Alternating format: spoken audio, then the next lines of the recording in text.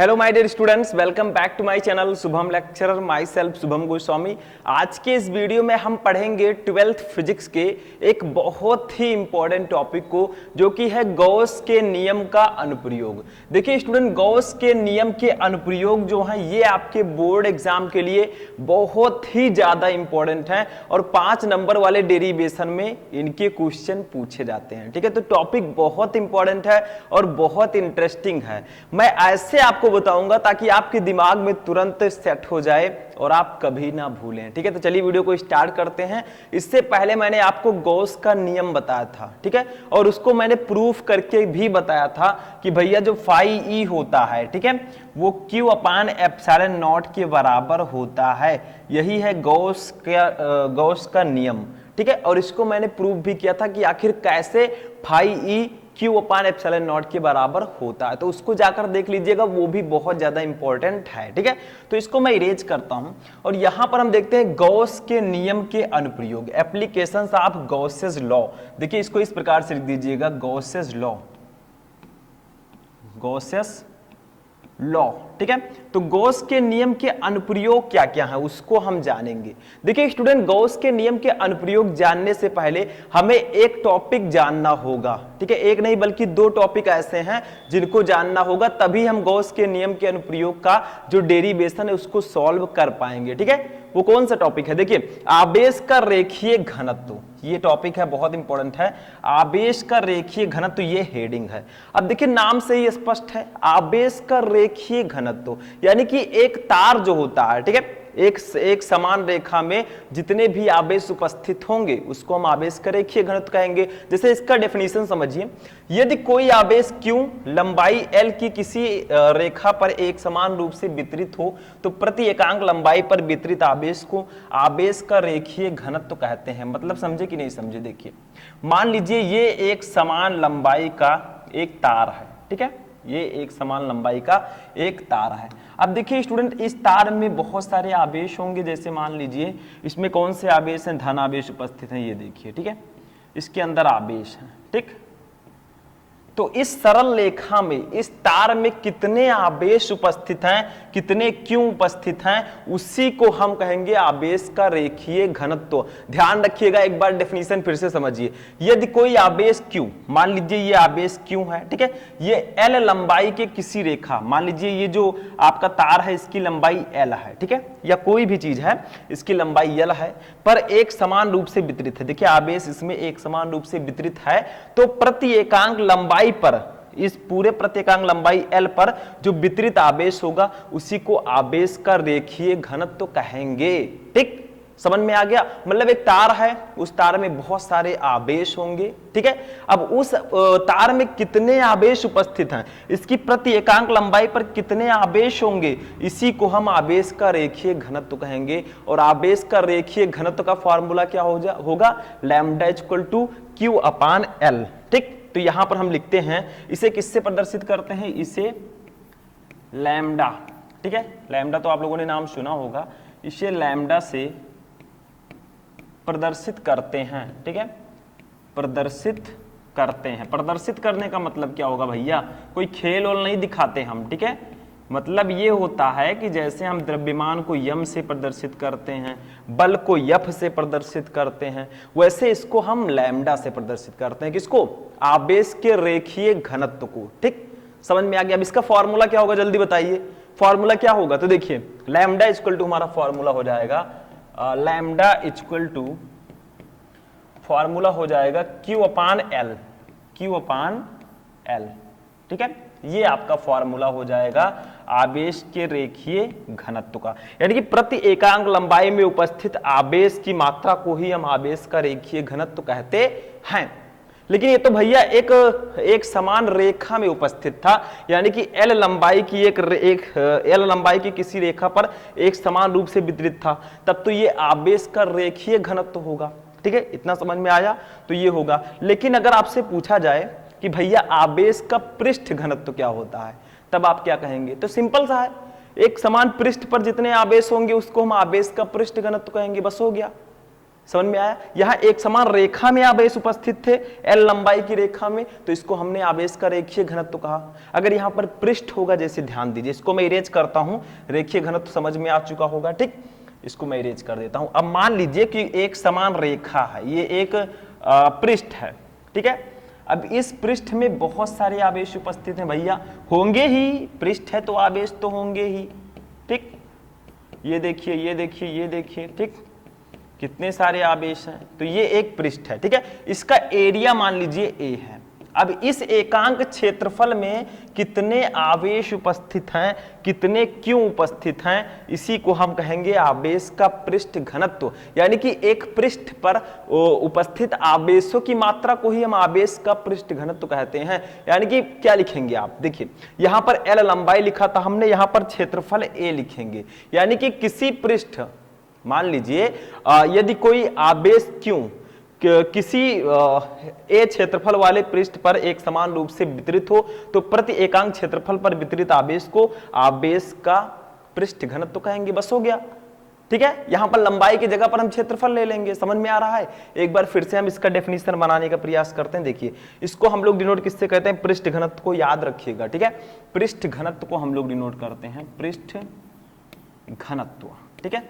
तो भैया रेखीय घनत्व को हम लोग लैम्डा से डिनोट करते थे, तो इनके भाई हैं एक सिग्मा, ठीक है। देखिए भाई नहीं है, मैं समझाने के लिए बोलो, नहीं तो आप लोग भाई भाई कहते हैं। कोई फर्क पूछ ले भैया, ये रेखीय घनत्व क्या है, तो आप कहेंगे लैम्डा, ठीक है। अब सर जी पूछे भैया ये पृष्ठ घनत्व क्या, तो आप कहेंगे उनके भाई हैं, ऐसा नहीं है, ठीक है। मैं समझाने के लिए बोल रहा हूं, समझ में आया? तो सिग्मा इक्वल टू हमारा होगा Q upon A, Q upon A। अब Q अपान A मैंने क्यों लिखा, सबको पता चल चुका होगा, क्योंकि एकांक क्षेत्रफल पर उपस्थित आवेशों की मात्रा को ही हम आवेश का पृष्ठ घनत्व कहते हैं। समझ में आ गया? या इसी से आप बना सकते हैं। देखिए, यदि कोई आवेश Q क्षेत्रफल A की पर एक समान रूप से वितरित हो, तो प्रति एकांक क्षेत्रफल पर वितरित आवेश को आवेश का पृष्ठ घनत्व कहेंगे, ठीक है। और आवेश के पृष्ठ घनत्व को हम लोग डिनोट करते हैं किससे, सिग्मा से। Sigma equal to Q upon A होता है, ठीक है। समझ में आ गया? तो यहां पर हमने समझा कि आवेश का रेखीय घनत्व क्या होता है और आवेश का पृष्ठ घनत्व क्या होता है। अब हम क्या समझेंगे, अब हम एक बहुत ही इंपॉर्टेंट डेरिवेशन को सॉल्व करेंगे, जो कि है अनंत लंबाई के एक समान आवेशित सीधे तार के निकट विद्युत क्षेत्र की तीव्रता, ठीक है। इस डेरिवेशन को अब हम सॉल्व करेंगे। तो चलिए इसको पहले नोट कर लीजिए आप लोग, ठीक है। नोट हो गया, चलिए डेरिवेशन देखते हैं। अब देखिए स्टूडेंट, जो हमारा डेरिवेशन है ये एक बहुत ही इंपॉर्टेंट डेरिवेशन है हमारे बोर्ड एग्जाम के लिए भी और गॉस के नियम के अनुप्रयोग का भी, ठीक है। डेरिवेशन का नाम क्या है, पहले उसको जानिए। देखिए, अनंत लंबाई के एक समान आवेशित सीधे तार के निकट वैद्युत क्षेत्र की तीव्रता। देखिए नाम ध्यान से पढ़िएगा, यहां पर नाम में ही सब कुछ रखा है। बहुत सारे लोग कहेंगे नाम में क्या रखा है, असली मजा तो काम में है भैया, लेकिन यहां पर नाम में ही सब कुछ रखा है क्योंकि ये फिजिक्स है, इसके हर एक लाइन का मीनिंग आपको पता होना चाहिए। देखिए, अनंत लंबाई के एक समान आवेशित सीधे तार के निकट वैद्युत क्षेत्र की तीव्रता, ठीक। अब अगर आपको अच्छे से नाम पता चल गया तो इसका आप फिगर बहुत अच्छे से बना लेंगे, और अगर फिगर बना लेंगे भैया तो डेरिवेशन बहुत अच्छे से आप कर लेंगे, ठीक है, क्योंकि फिगर ही इंपॉर्टेंट है। तो देखिए इसी हेडिंग के साथ हम फिगर इसका बनाते हैं, ठीक। क्या होगा, अनंत लंबाई के एक समान आवेशित सीधे तार, तो हम क्या करेंगे, एक तार ले लेंगे। देखिए ये सीधा तार होना चाहिए भैया, अब यहां पर तो थोड़ा टेढ़ा भी हो सकता है, ठीक है, यहां पर थोड़ा टेढ़ा भी हो सकता है, इसको फिर से बना लेंगे। देखिए ऐसे तार ले लीजिए, ये ठीक है। हमने अनंत लंबाई का एक समान आवेशित तार ले लिया, तो अभी तो भैया ये सिर्फ तार है, ये आवेशित कहां है, इसको तो हम करेंगे ना, तो इसको हम आवेशित कर देते हैं। देखिए इसके अंदर देखिए कितने सारे धन आवेश हैं, इतना धन हमारे पास आ जाए तो हम करोड़पति हो जाएंगे, ठीक है। तो ये समझ में आया, एक समान हमने एक सीधा तार ले लिया, देखिए एकदम सीधा है ना, कहीं टेढ़ा तो नहीं है, ध्यान दीजिएगा, ठीक। और इसको मैंने आवेशित कर दिया, ठीक। तो अनंत लंबाई का एक समान आवेशित तार हो गया। अब इसके निकट हमें विद्युत क्षेत्र की तीव्रता निकालनी है, तो मान लीजिए इससे r मीटर की दूरी पर, देखिए कितनी दूरी पर, r मीटर की दूरी पर एक बिंदु है भैया जिनका नाम दे देते हैं हम P, ठीक है। इस बिंदु पर हमें विद्युत क्षेत्र की तीव्रता निकालनी है। इनके बीच की दूरी लिख देते हैं, कितनी है, इनके बीच की दूरी टोटल r है, ठीक, r है। अब हम क्या करेंगे, विद्युत क्षेत्र की तीव्रता निकाल लेंगे। कैसे निकालेंगे, सबसे पहले क्या करते हैं, क्योंकि हम गॉस के प्रमेय का अनुप्रयोग पढ़ रहे हैं, तो इनके चारों ओर एक गॉसियन पृष्ठ की परिकल्पना कर लेते हैं, एक गॉसियन पृष्ठ मान लेते हैं, ठीक। जैसे देखिए यहां पर ध्यान दीजिएगा, हम कुछ इस प्रकार से गॉसियन पृष्ठ करेंगे। गॉसियन पृष्ठ की परिकल्पना देखिए ये, ठीक, ऐसे कुछ बेलन के टाइप का, इस प्रकार से, ठीक, ऐसे हो गया। अब दोनों साइड में आप लोग कर लीजिएगा ऐसे। ये देखिए, थोड़ा मैं क्लियर बनाना चाहता हूं ताकि आप लोगों को समझ में आ जाए, ठीक, ऐसे हो गया। अब यहां से भी हम ऐसे कर लेंगे, मोड़ देंगे इसको, भाई को ये मोड़ दिया हमने, ठीक, और यहां से भी हमने ऐसे कर लेना है, ठीक है। अब ये एक गॉसियन पृष्ठ की हमने परिकल्पना कर ली है। इस गॉसियन पृष्ठ की जो लंबाई होगी स्टूडेंट, उसको हम मान लेते हैं l है। कितनी है, l है, ठीक, समझ में आया, लंबाई कितनी है इसकी, l है, समझ में आ गया। तो हमने एक समान आवेशित तार लिया, इससे r मीटर की दूरी पर एक बिंदु P है जिस पर विद्युत क्षेत्र की तीव्रता निकालनी है भैया। अब देखिए हमने एक गॉसियन पृष्ठ की परिकल्पना कर दी जिसकी लंबाई l है। अब ये एक पृष्ठ है, इसका एक छोटा सा अवयव ले लेते हैं हम। देखिए यहां पर एक छोटा सा अवयव ले लेंगे, इतना सा, ठीक है। ये देखिए छोटा सा अवयव हमने इसका ले लिया, ठीक। अब इसका जो क्षेत्रफल, ये जो अवयव हमने लिया है, इसको हम नाम दे देंगे dA। क्या नाम देंगे, जो उसमें दिया था dA, इसको हम नाम दे देते हैं। अब देखिए ये छोटा सा जो अवयव है, यहां पर जो विद्युत क्षेत्र की तीव्रता होगी, इस प्लस आवेश के कारण इस बिंदु P पर जो विद्युत क्षेत्र की तीव्रता होगी वो हो जाएगी E वेक्टर, ठीक है। और इस छोटे से अवयव का जो क्षेत्रफल सदिश होगा वो हो जाएगा dA वेक्टर। क्या होगा, dA वेक्टर। अब देखिए इन दोनों के बीच में जो एंगल बनेगा वो 0 डिग्री का बनेगा, क्योंकि दोनों समांतर हैं, ठीक है। जब समांतर होंगे भैया तो 0 डिग्री का एंगल बनेगा। देखिए इस प्रकार से समांतर होंगे तो 0 डिग्री का एंगल बनेगा, ठीक। तो यहां पर 0 डिग्री का एंगल बनेगा। तो आप लिख सकते हैं कि माना एक समान रूप से आवेशित तार हमने लिया है, ठीक है, उससे r मीटर की दूरी पर एक बिंदु P है जिस पर विद्युत क्षेत्र की तीव्रता निकालनी है, ठीक। इस हमने एक गॉसियन पृष्ठ की परिकल्पना की है जिसकी लंबाई l है, और हमने इस गॉसियन पृष्ठ का एक छोटा सा अवयव dA लिया है जिसका क्षेत्रफल वेक्टर dA वेक्टर है, ठीक। अब हमें विद्युत क्षेत्र की तीव्रता निकालनी है। तो ये चित्र आपको समझ में आ चुका होगा। अब हम आगे बढ़ते हैं, ठीक है। सबसे पहले हम क्या करेंगे, जैसे हमने गॉस के प्रमेय में किया था, हम क्या करेंगे, इस छोटे से अवयव से गुजरने वाला विद्युत फ्लक्स हम निकाल लेंगे, जैसा उसमें हमने निकाला था, ठीक। फिर उसके बाद में हम पूरे अवयव का विद्युत फ्लक्स निकाल लेंगे। अभी आगे देखते हैं, ठीक है। तो ये आपको समझ में आ गया चित्र। चलिए आगे बढ़ते हैं। देखिए लिखेंगे क्षेत्रफल अवयव,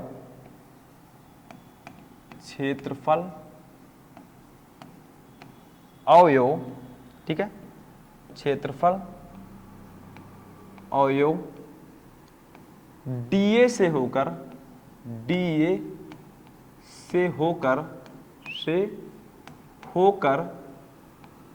गुजरने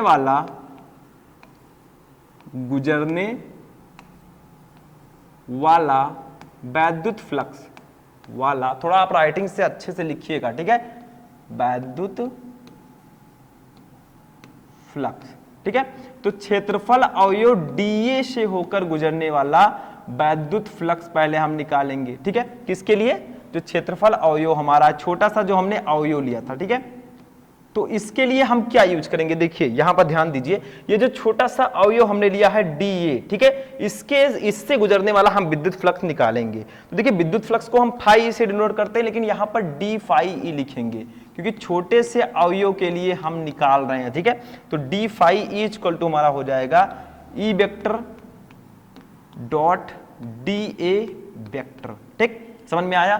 तो अब यहां पर हम लिख सकते हैं d phi e equal to, क्या लिख सकते हैं बताइए, यहां पर हम लिख सकते हैं E vector dot dA vector को हम लिख सकते हैं E dA cos theta, E dA cos theta. ध्यान दीजिएगा यहां पर जो E वेक्टर है, ठीक है, देखिए जो E वेक्टर है और dA वेक्टर है, इनके बीच एक एंगल बन रहा है 0 डिग्री का, ठीक है, तो वो cos थीटा होगा। अब देखिए यहां पर हम क्या करेंगे, d phi e equal to लिखेंगे डी फाई इक्वल टू हमारा क्या हो जाएगा, देखिए E D A cos theta है, तो थीटा की वैल्यू हमें दी गई है 0 डिग्री, ठीक 0 डिग्री है, और कॉस 0 डिग्री की वैल्यू कितनी होती है, 1 होती है, ठीक है। कॉस 0 डिग्री की वैल्यू कितनी होती है, 1 होती है। तो यहां पर हमारा आ जाएगा ई डी ए। देखिए कॉस 0 डिग्री की वैल्यू तो 1 हो गई, तो हमारा क्या आ जाएगा, 1 आ जाएगा, या फिर आप लिख सकते हैं ऐसे इंटू 1 लिख सकते हैं, ठीक है। अब यहां पर लिखेंगे डी फाई इक्वल टू कितना आ जाएगा हमारा, ई डी ए, ठीक है, इतना आ गया। अब क्या करेंगे हम लोग, देखिए ये तो हमारा आ गया। अब गॉसियन पृष्ठ से, देखिए ध्यान दीजिए, इस गॉसियन पृष्ठ से होकर गुजरने वाला विद्युत फ्लक्स निकाल लेंगे। अभी हमने एक छोटा सा अवयव लिया था, अब पूरे गॉसियन पृष्ठ से होकर गुजरने वाला विद्युत फ्लक्स हम निकाल लेंगे। तो कैसे निकालेंगे, समाकलन कर देंगे, आ जाएगा, ठीक। तो यहां पर लिखेंगे हम लोग, क्या लिखेंगे, गॉसियन पृष्ठ से, नेक्स्ट पेज लेंगे, गॉसियन पृष्ठ से, गॉसियन पृष्ठ से होकर गुजरने वाला,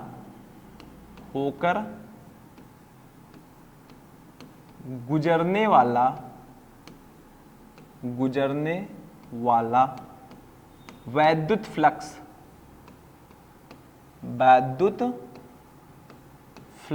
ठीक है। तो पूरे गॉसियन पृष्ठ से होकर गुजरने वाला जो वैद्युत फ्लक्स होगा, तो हम क्या करेंगे, इंटीग्रेशन कर देंगे, ठीक, मतलब समाकलन कर देंगे तो हमारा हो जाएगा। देखिए इसका भी समाकलन करेंगे तो ये डी फाई ई था, ठीक, ऐसे। और साइड में क्या था हमारा, साइड में हमारा क्या आया था, देखिए इधर, ये देखिए ई डी ए आया था, ठीक है। तो इसका भी समाकलन कर देंगे, ई डी ए, ठीक। तो यहां पर होगा क्या, अब यहां पर ध्यान दीजिएगा, ठीक है। डी फाई ई का जब हम समाकलन करेंगे तो ये हमारा आ जाएगा फाई ई, कितना आ जाएगा, फाई ई। और ई डी ए का समाकलन करेंगे तो हमारा कितना आ जाएगा, देखिए ई तो आपका ऐसे ही रहेगा, बाहर निकल आएगा, समाकलन होगा डी ए का, जो छोटा सा अवयव है इसका समाकलन हो जाएगा, ठीक। अब यहां पर एक चीज ध्यान देना है, जो ये इंटीग्रेशन डी ए है इसकी वैल्यू होती है 2 पाई आर एल, ये ध्यान रखिएगा। तो लिखते हैं हम लोग परंतु, ठीक है, क्या लिखेंगे, परंतु, देखिए हम लोग पीछे वाले उसमें चलेगा, ठीक है। यहां पर इंटीग्रेशन डी ए की जो वैल्यू होगी वो हम पुटअप करेंगे 2 पाई आर एल। अब आप बहुत सारे लोग कहेंगे 2 पाई आर एल क्या है, तो ये बेलन के वक्र पृष्ठ का क्षेत्रफल है। यहां पर लिख लीजिए बेलन के, अभी मैं समझाऊंगा, बेलन के वक्र पृष्ठ का क्षेत्रफल, ठीक है, 2 पाई आर एल। अब देखिए यहां पर इंटीग्रेशन डीए की वैल्यू 2 पाई आर एल हम रखेंगे, क्यों रखेंगे, देखिए यहां पर हमारा आर है, जो इस तार से आर मीटर की दूरी पर एक बिंदु पी है, तो इस आर को लेंगे, इस यल को लेंगे, ठीक है। तो बेलन का हम लेंगे तो हो जाएगा 2 पाई आर यल, ठीक है, इसका इंटीग्रेशन 2 पाई आर यल हो जाएगा। तो यहां पर इंटीग्रेशन डीए के स्थान पर 2 पाई आर यल लिख देंगे, ठीक। तो यहां पर हमारा हो जाएगा फाई इक्वल टू हमारा हो जाएगा, देखिए ये आपका ई ऐसे ही रहेगा, ई इंटू 2 पाई आर एल, ठीक है। तो ये हमारा हो गया इतना, इसको मान लेंगे इक्वेशन नंबर 1, ठीक है। Phi equal to E into 2 pi R L. अब हम क्या करेंगे, यहां पर गॉसेस थ्योरम को लगाएंगे, तो देखिए क्या आएगा हमारा, गॉसेस थ्योरम, लेकिन गॉस के प्रमेय से, परंतु गॉस के प्रमेय